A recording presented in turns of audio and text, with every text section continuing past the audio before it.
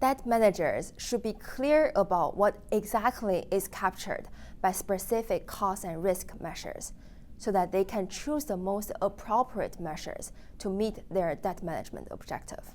While this may seem straightforward, in practice, this is an issue that debt managers find challenging. A useful starting point is to consider the debt management objective of the government.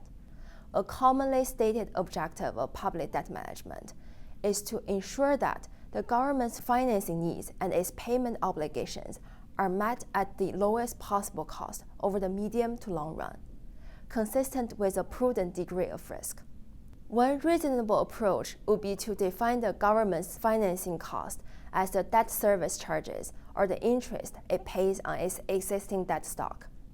While costs defined in nominal or absolute terms, that is, interest or debt service payments, are useful from a budget perspective, such measure fails to capture the true burden of debt.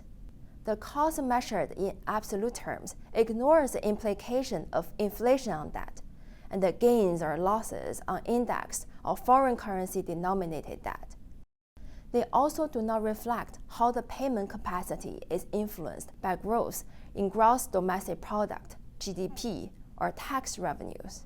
As a result, it is useful to consider relative measures, such as the ratio of interest payments to nominal GDP or nominal tax revenues, because they are better at capturing the true cost of debt.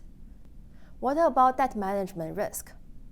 The IMF and the World Bank's revised guidelines for public debt management explain several key risks in debt management, including those inherent in the debt portfolio, such as market risks. Changes in market variables, such as interest and exchange rates, could cause the cost of debt to increase. Another inherent debt portfolio risk that debt managers worry about is refinancing risk, also commonly referred to as rollover risk.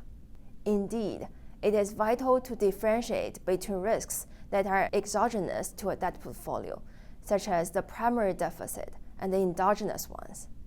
When we talk about debt management risks, we mean the endogenous risks inherent in the debt portfolio, which are refinancing, interest rate, and exchange rate risks.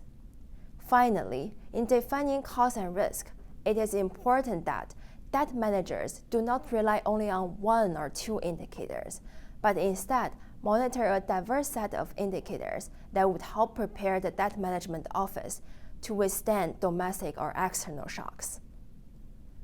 To recap, we discussed two types of cost measures, absolute and relative, where relative measures are most useful as they capture the true burden of debt. We also distinguished between exogenous and endogenous risks to debt management, where the latter includes interest rate risk, exchange rate risk, and refinancing risk.